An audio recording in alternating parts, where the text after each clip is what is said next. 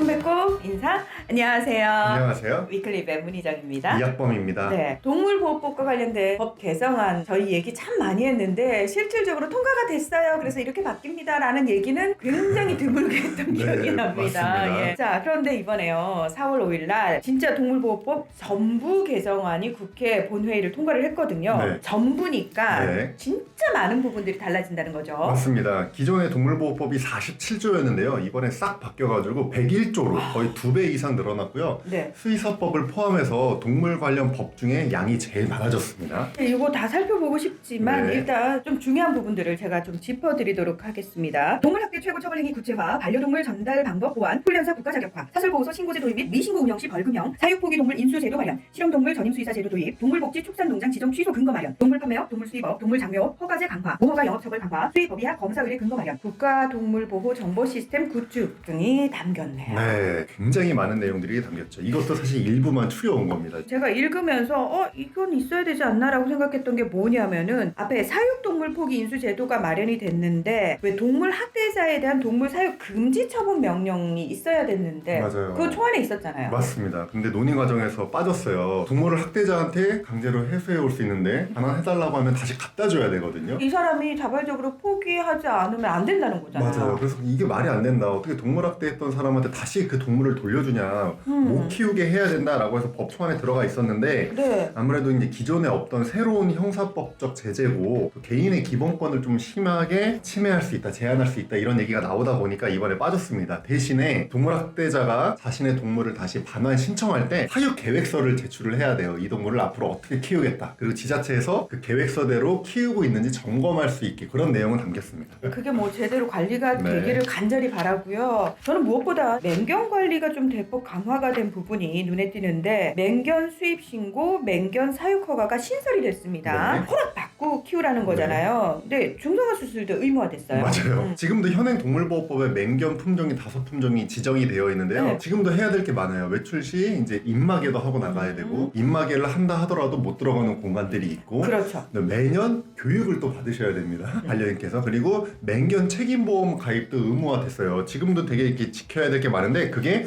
훨씬 늘어났다고 보시면 됩니다. 근데 살짝 의아한 부분이 뭐냐면은 기질평가위원회 심의를 거쳐서 인도적인 방법으로 처리할 수 있다. 그러니까 이게 혹시 안락사? 맞습니다. 이제 안락사까지 시킬 수 있다는 거예요. 그래서 이제 맹견 사육을 하기 전에 허가를 받아야 되잖아요. 네. 그때 이 맹견에 대한 기질평가를 한다는 겁니다. 기질평가위원회에서 심의를 해서 이제 허가를 내주고 만약에 허가받은 맹견이라 하더라도 키우고 있는데 사람이나 동물을 공격을 하면은 이 허가가 취소가 되고 다시 한번 기질평가위원회가 열리는데 이 기질평가위원회 결과 공격성이 심하다, 개선 여지가 없다라고 하면은 안락사가 권고될 수도 있습니다. 개물림 사고 사실 워낙 끔찍하기도 하고 이런 부정적인 부분들이 한번 이슈가 되면 사람들의 여론이 또 네. 출렁거리거든요. 그래서 맹견 관리를 강화하겠다라는 건 저는 충분히 이해가 됩니다. 네. 근데 지금 기질평가위원회라고 말씀을 하셨잖아요. 네. 이게 정말 개선 가능성이 있는 개체와 개선 가능성이 정말 없습니다. 안락사밖에 답이 없습니다. 이 구분이 확실하게 가능할지도 조금 의문이고요. 그리고 맹견들이야 워낙 관리를 좀 강하게 하다 보니까 네. 미리 조심하는 경우가 네. 많은데 의외로 맹견이 아닌 그렇죠. 품종에서도 개물림 사고는 발생하거든요. 맞습니다. 오히려 사회적으로 이슈화됐던 개물림 사고를 돌아보면은 뭐 프렌치 불독 아니면 폭스테리어 이렇게 맹견 아닌 품종들이 오히려 많았거든요. 네.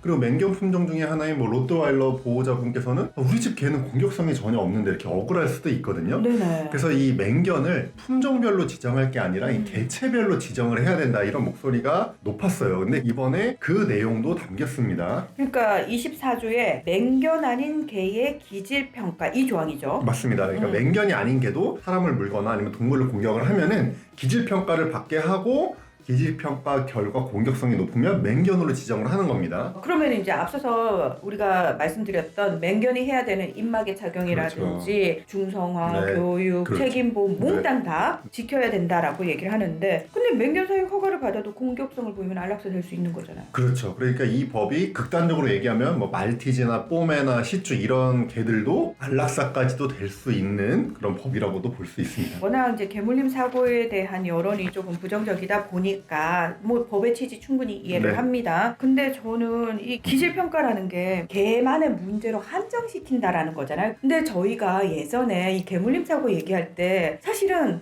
반려동물 자체의 그런 공격성을 보이게끔 반려인에게도 책임이 있고 사육 환경에도 좀 문제가 있다라는 부분도 저희가 주목해봐야 된다고 얘기했었거든요. 맞습니다. 그래서 이 기질평가위원회가 아직 어떻게 구성이 되고 어떻게 진행될지는 모르겠는데 아마도 당연히 개뿐만이 아니라 사육 환경이라든지 보호자의 여건 같은 것도 종합적으로 평가를 해야 될 것 같아요. 그러면 자 기질평가위원회에서 얘는 안락사 시켜야 됩니다 라고 하면 반려인은 무조건 받아들여야 되나요?